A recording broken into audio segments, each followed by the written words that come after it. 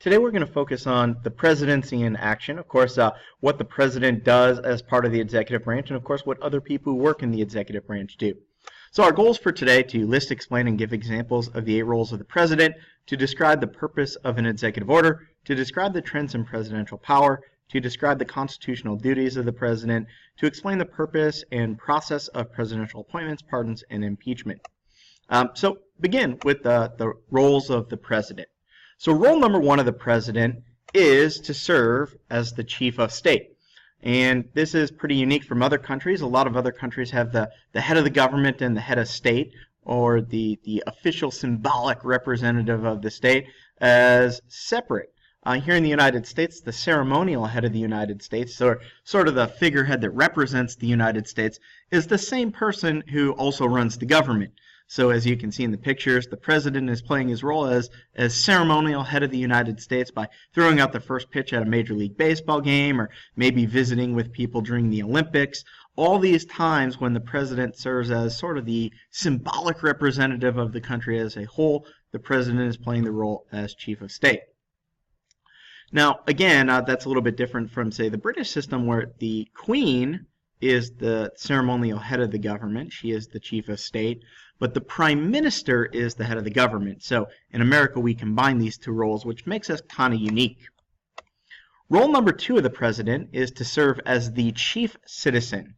That is the moral representative of the people, the person who provides moral leadership in times of crisis. So when things go bad in America, we want somebody to turn to. We want somebody who sort of represents America as a whole. We want somebody to provide us with a sense of leadership, and that person is the president. So after the September 11th attacks on the World Trade Center, President George W. Bush went to the site of the World Trade Center, to Ground Zero, and he gave a speech to try to get Americans pumped up. Or after the racially motivated shootings in Ferguson, Missouri, President Barack Obama gave a speech trying to encourage Americans to unite and not hate each other. Now, if you're thinking chief of state and chief citizen sound pretty similar, yes, absolutely, they are. Role number 3 of the president is an unofficial one. This is one that cannot be found in the Constitution, but is one that the president unofficially holds, and that is the chief of party. That means he is the head of his political party and the head of the party that controls the executive branch. So right now, President Trump is the current president. He is a Republican. Therefore, he is the head of the Republican Party. And so he has a sense of leadership and as far as the direction that the Republican Party should take. In addition, he's also sort of unofficially responsible for helping other Republicans win elections. And so this is an unofficial role, but still a pretty important one that the president plays. You'll remember right after Barack Obama was done with office, even though he wasn't able to run for re-election, he did his best to try to get Hillary Clinton elected as president. This would be him playing the role of chief of party. Role number 4 consists of the president's powers as chief legislator. We know that the president doesn't write the laws. Who writes the laws? Yep, you guessed it, Congress. Congress writes the laws. But the president does have a lot of influence over what Congress wants to hear. So, for example, the most famous piece of legislation during Barack Obama's presidency was, yes, the Affordable Health Care Act, or what we would call Obamacare. It's called Obamacare not because the president officially can introduce legislation, only Congress can do that, but he wrote a very strong recommendation to Congress as to what he thought the law should look like, and then Congress enacted it. The president plays a much more official role as chief legislator when it comes to the actual job of signing legislation. So whenever a bill becomes a law, we know the president has the power to approve it, or he has the power to veto it. In doing that, the president is playing his official constitutional role as chief legislator. So, again, chief legislator, the president is responsible for approving legislation and also for suggesting legislation. Role number 5 of the president is his role as chief executive. He is responsible for executing the laws. We said that Congress passes the laws, but it's up to the Congress to decide how to enforce them, how to make sure that those laws get carried out. So, for example, in our mock Congress, we looked at House Bill 101. You as members of Congress wrote that bill on education standards, but all you said is that there should be a standardized test at the end of each grade level. What the executive branch decides is who's going to write the test, how that test is going to be administered, what day it's going to be, what company is going to give it, what company is going to grade it. All those things would be decided by the chief executive. As a result, what Congress generally does is writes laws pretty broadly. Congress usually is not too specific in a law and leaves it up to the interpretation of the president. So, for example, when Congress writes a law that bans discrimination, they write the law, but it's up to the president to figure out how to enforce it and what that means. Now, the president does have some tools at his disposal for enforcing the law. So if he's going to carry out rule number 5, he needs to execute the laws, and he can do this by using one of the most influential things he has, an executive order. An executive order, according to your textbook, is a directive, rule, or regulation that has the power of law. An executive order is not a law, but it's basically the way the president plans to enforce a law. Congress, for example, passed a law that bans the use of marijuana at the national level. Now, we know that states have legalized marijuana, federalism, they have the right to do that, but we know that marijuana at all levels of the government is still illegal according to the national government. So, when it came to enforcing the laws, the law currently on the book says that marijuana is illegal anywhere in the country, but what President Obama issued in an executive order is a directive that basically told the government in states that have legalized marijuana, pretty much ignore the law. But in states that haven't legalized it, make sure that you enforce it. With the election of President Trump has said that he plans to be more stringent on that law. And so while he hasn't issued an executive order yet, there's a good chance that he may issue one that tells the government you need to enforce the marijuana laws in all states, even those that have legalized it, because it is still illegal at the national level. Executive orders are not listed in the Constitution. They just come from tradition. It's something that the president has always had the power to do in order to enforce the law. So it's just generally accepted. So while not a new law, it basically says how we're going to interpret those laws. Perhaps the most famous executive order was Executive Order 9066. That is the order for Japanese internment during World War II. We never actually passed a law that said Japanese citizens would be interned, but instead the president issued an executive order as part of enforcing the rules of warfare, and unfortunately it may be one of the worst decisions America ever made. In fact, it's one of those few decisions where America would later apologize because we got it wrong. If we look at presidents who issue executive orders, President Obama has relatively few compared to, say, Truman way back in the 40s and 50s. But President Obama, not the most, not the least, he's somewhere in between, maybe sort of towards the bottom. We have yet, of course, to see how President Trump will use the executive order because he hasn't been in office that long. I think it's important to note that although the Constitution has not changed the role, officially the role of the president in the Constitution has remained the same as it's always been, we can say that the president, quote unquote, has gained power. Now, constitutionally, his powers haven't changed, but in recent years, we tend to give the president much more power. And a lot of this is because in America, we expect more of our government today. We accept a single source of leadership. We want one person to stand up when things go wrong in our country. We know that some of the issues in America today are so complex that to have lots of people deal with them, it just kind of confuses people. So we want the president to be the leader. And then finally, in times of national emergency, we generally tend to turn towards the president as a source of leadership. Even though the duties of the president haven't increased, overall presidential power has, in theory, grown. We expect much more of the president. So, for example, if I asked you to name all the presidents, most of you could probably name the first 4 presidents, the founding presidents, and then you probably don't remember anybody up until about Abe Lincoln, and then you probably can't name anybody else until we get to the time of about Teddy Roosevelt. Again, most presidents didn't do much of anything. Not because presidents were bad guys, but just because nobody expected the president to do much of anything. It was the president's job to sign into law bills, to sign them into law. It was the president's job to head up the military, and that was about it. Most people didn't expect the president to jump in times of national need. And then all of a sudden we get Teddy Roosevelt. Teddy Roosevelt decides, you know what, there's a lot of corruption among corporations, and there is a lot of dirt and filth in the meat packaging industry and other things. And so Teddy Roosevelt, the progressive president, comes up with these ideas that the government should actually start doing stuff. The government should actually take some issues to help the people. And then after that, most presidents really didn't do much of anything for people. That's why when the Great Depression breaks out, Herbert Hoover doesn't do anything.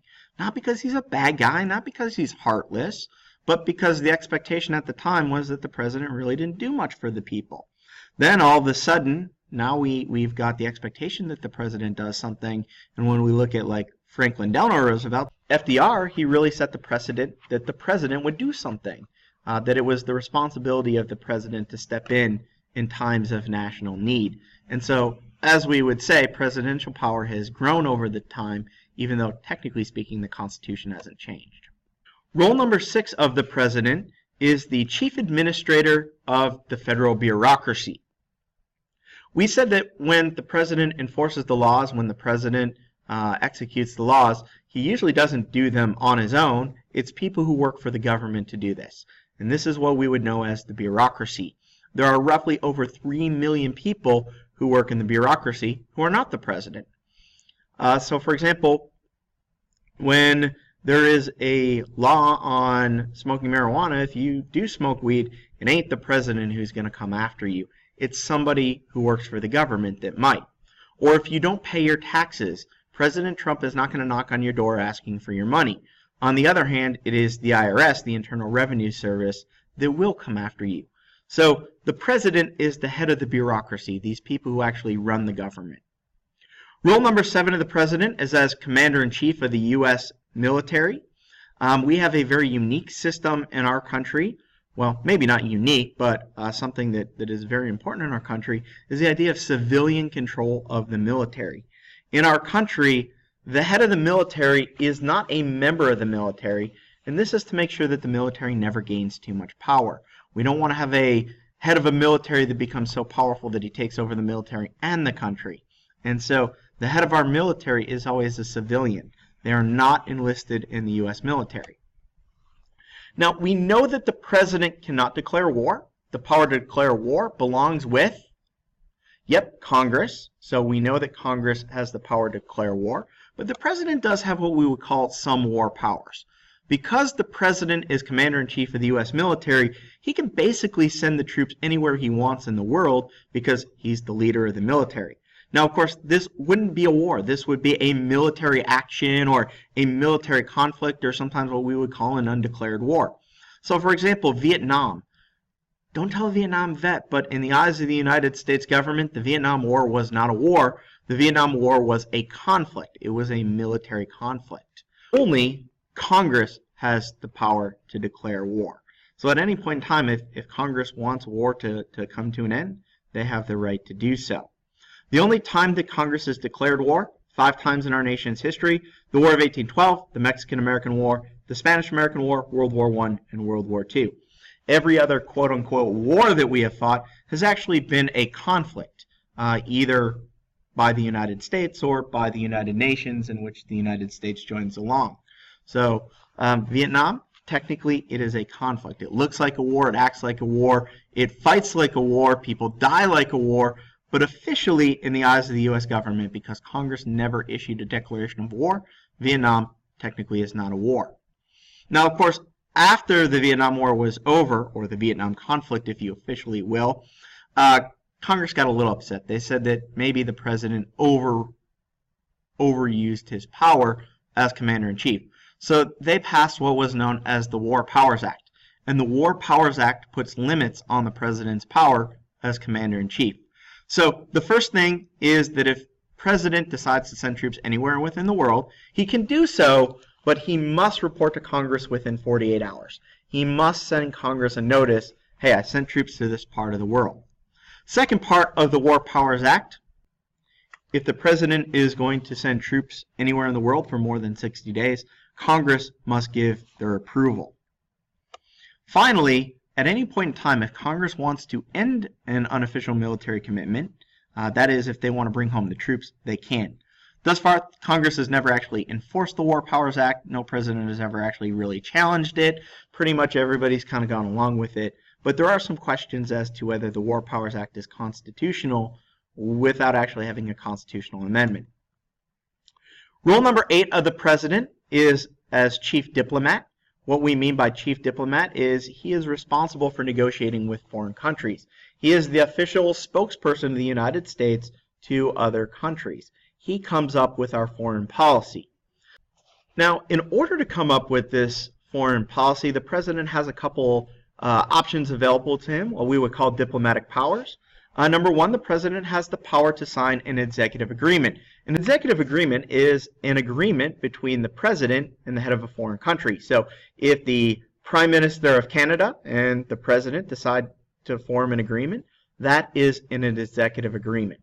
Generally speaking, in America, we treat an executive agreement as if it's a law. We will follow any agreements that the president signed, but they're not official agreements unless they become a treaty. So what differentiates a treaty from an executive agreement? Well, a treaty has to be approved by Congress. What part of Congress? You guessed it, the Senate. So a treaty is a formal agreement between two or more countries, and we need 2/3 approval of the Senate. Checks and balances. The president, as a diplomatic power, also has the power of recognition. So the president has the right to acknowledge whether a country exists in the world.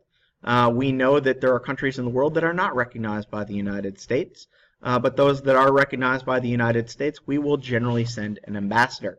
So when the president isn't around, it is the job of an ambassador to speak on behalf of the president. The president also has the power to declare a person a persona non grata. That is a unwanted person or an unwelcome person.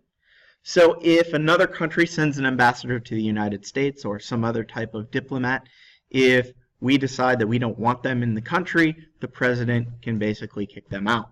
Of course, this only applies to foreign people, foreign diplomats. So some other powers of the president, some other things that the president has to do according to the Constitution that don't fall into the 8 roles of the president. The president has to give an annual address. The Constitution says that every year the president must address Congress, must go before Congress and report on what the government is doing, what his plans for the future are, and so we call this the State of the Union Address. Every year around final exam time, usually the president goes on TV. He goes before the House of Representatives and the Senate all at once. They gather together and he gives basically about an hour-long speech saying what he has accomplished in the previous year and what he hopes to accomplish in the upcoming year. Another thing that the president has the power to do is appoint civilian employees of the government. So a couple examples, not the only civilian employees, but a few examples. Any ambassador or diplomat is a job that is appointed by the president. The president has the right to appoint his own cabinet members. We'll talk about what they do later. Those are the president's closest advisors. And the president has the right to appoint judges and federal attorneys. These are not the only jobs that are appointable by the president, but these are some of the key ones. Of course, anytime the president makes an official appointment, it has to be approved by 2/3 of the Senate. So we need 2/3 of the Senate to confirm any appointments made by the president. Again, checks and balances. The president also has an old school power that comes from the British days, and we just kind of carried it over, and that is the power of pardon.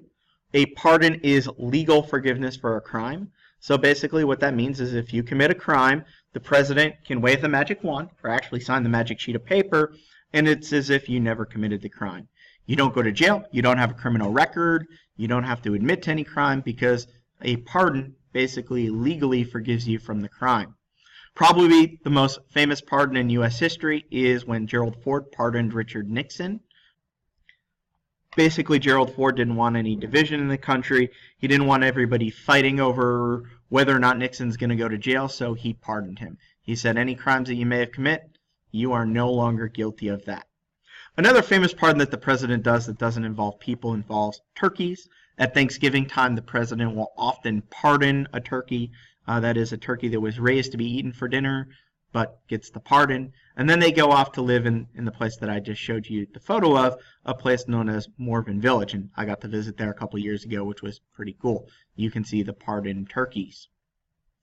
Similar to a presidential pardon is a commutation. A commutation doesn't mean you get off the hook, it just reduces the sentence that you have. So you're still guilty of a crime, but let's say you were sentenced to life in jail. The president could reduce that to 5 minutes in jail. So the president has the power to reduce a sentence. The president has the power to grant amnesty. Amnesty is basically a pardon for a large group of people. So for example, during the Vietnam War, a lot of people were draft dodgers. They left the country so that they wouldn't get drafted. Technically, this is against the law. If those people came back to America, they would go to jail. So what the president did is he granted amnesty. He said, look, I know you broke the law, but you're going to be given a pardon. But instead of pardoning individuals, it's an entire group of people. Right now, one of the big debates in government is, should illegal immigrants be given amnesty? And it doesn't look like we'll have an answer to that one anytime soon. Finally, similar to the pardon power is the power of a reprieve. A reprieve is a postponement of the execution of a sentence.